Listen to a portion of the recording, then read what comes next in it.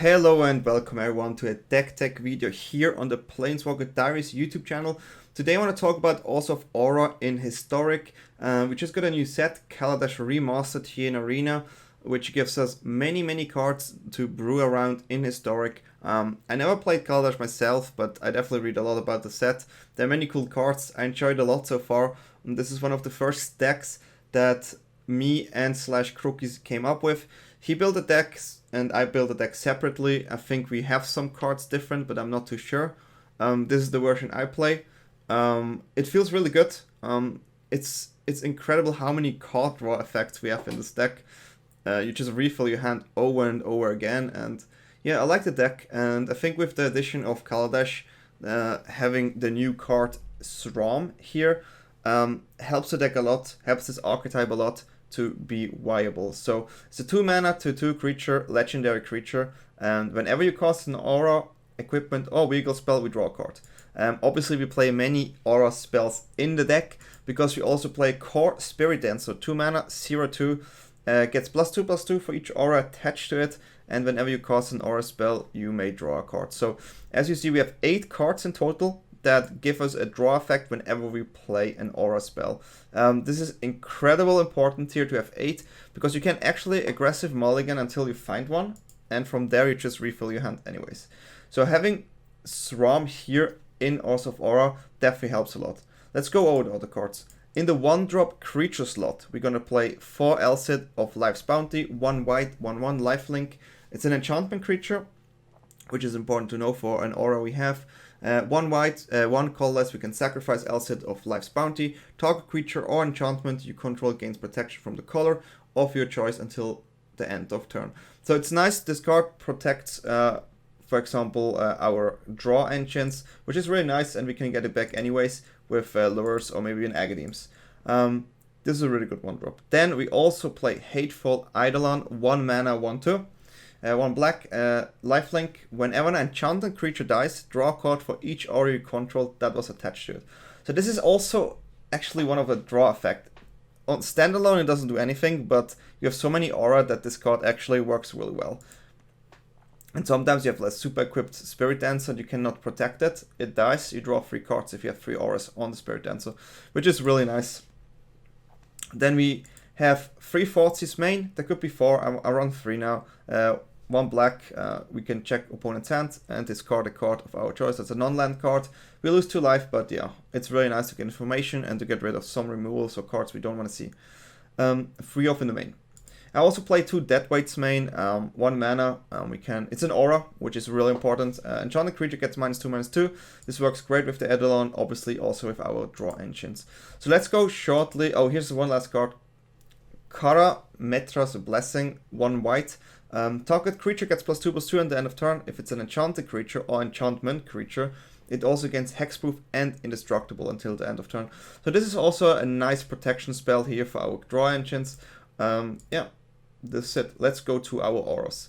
We play 4 Cartouche of Solidarity, 1 mana, enchanted creature control. When Cartouche of Solidarity enters the battlefield, create a 1/1 white warrior creature token with vigilance, which is nice. It just gives us a token, maybe nice to block.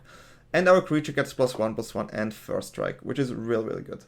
It's a 1 mana aura, which works super well. If you go turn 3, we play Spirit Dancer into this card, guarantees a draw. Next aura, we play 2 Sentinel's Eyes, 1 white. We can enchant the creature gets +1/+1 and vigilance, and we can also use the escape ability on this card, 1 white, and exile 2 other cards from your graveyard. This is nice because with this we have an enchantment that's in our graveyard and we're still able to play it to draw more cards. Maybe there could be actually 3 Sentinel's Eyes, but I like 2 right now. Then I also want to play 2 Solid Footing. I like the flash effect here a lot. 1 white, again, we can enchant the creature, get +1/+1. And as long as enchanted creature has vigilance, it assigns combat damage equal to its toughness rather than its power. That's not too important though, but sometimes the flash is really nice.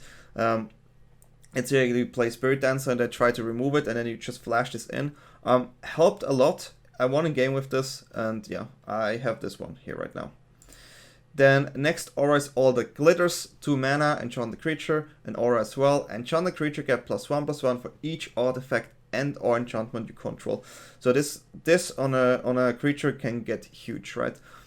You see, so far we lack Evasion. The best Evasion enchantment in Historic is Angelic Gift that we can play here. 2 mana, enchant the creature. When Angelic Gift enters the battlefield, draw a card, enchant the creature has flying. So with this we usually have some sort of Evasion. Also, not to forget that Elcid of Life's Bounty also can give you Evasion by sacrificing it and choosing a color that opponent's creature has. This is also Lurrus deck. We have Lurrus as a companion, 3 mana, 3/2. It's really good here because when we play it, we can usually get all our cards back, and sometimes you in the late game you get this one, then you get this one, then you just put the aura and you just draw cards from there again. So having Lurrus here feels really good, and I think Lurrus, like in older in like more Eternal format styles, is a really good card. So here in Historic, Lurrus just fits in really well. You also have Agadeem's Awakening, 3 black mana and X. We can return from our graveyard to the battlefield any number of target creature cards that each have a different converted mana cost, X or less, or we can play it as a land. The mana base in Historic is really nice. We have the isolated chapels here, we have the godless shrines, we have the new lands from Kaladesh, Concealed Courtyard, also really nice. Then we have the Pathway, the Orzhov Pathway, and we have 1 plains left here. Maybe we can actually cut the land. It feels always we have enough lands, but this is just the way I run right now. We have 17 lands plus 3 Agadeems. So it is hard to say. I think it's still enough lands though, but it looks nice. Let's have a look at the sideboard. Fragmentize, a new card also from Kaladesh, 1 white. Destroy target artifact or enchantment with converted mana cost 4 or less. I really like this card. You will see this matchup quite a lot. It also is good against other cards. Embercleave Prison. There are many cards. I'm not 100% sure how many I should play. I just added 4 because I thought many will play this deck. Definitely change the number of this card. An additional to Deadweight, there's so many fast decks around that the Deadweight is just one of our best removal spells, since it's an aura and it gets rid of cheap creatures. Also a new card here from Kaladesh, Fatal Push, 1 black, destroy target creature if it has converted mana cost 2 or less. It's just nice to have that instant 1 mana removal spell, and Revolt, destroy that creature if it has converted mana cost 4 or less, instead if a permanent you control left the battlefield this turn. Usually it's not something we... Revolt is hard to activate here, but it's still nice to have a 1 mana removal spell. You can also see first here if you worried about Planeswalker type of cards. I decided for Fatal Push here because there's really many fast decks around. 1 Thoughtseize again against control, we just want to have access to all 4. 3 Gravedigger's Cage. There's just so many decks that are still around. It works against goblins. It works against the Timur combo deck. It doesn't work against the God Pharaoh Gift deck, but against that deck you maybe can take Rest in Peace or something else. But I think Gravedigger's Cage overall is still good. Sure, we have some recursion with Lurrus, but it's not all about this deck's recursion. So I think having 3 Gravedigger's Cage here is really good. Obviously, it stops Uro. It is also really nice against the Rakdos Arcanist deck. There are just too many decks that play with their graveyard, so we definitely want to have 3 Gravedigger's Cage. Then 2 Hushbringers. So this card is lifelink. 2 mana, 1/2. Creature entering the battlefield or dying don't cause abilities to trigger.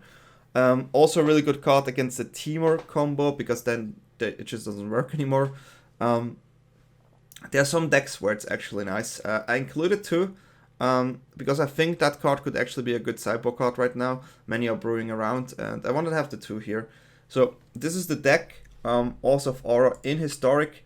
I really enjoyed it. I think I went 10 wins and 4 losses in total. Also something I wanted to note is many of our creature, or at least 8, have lifelink. So it's really nice to buff them as well to attack and get some life. Sometimes you have an incredible amount of life, and it's really strong. So this is probably one of our first Historic deck techs here on our channel with Seth Manfield and Jason Florent, Planeswalker Diaries.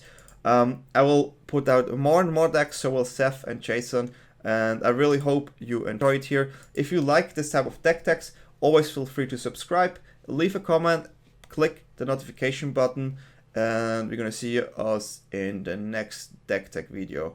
So take the deck, make some wins, and have fun. So see you next time.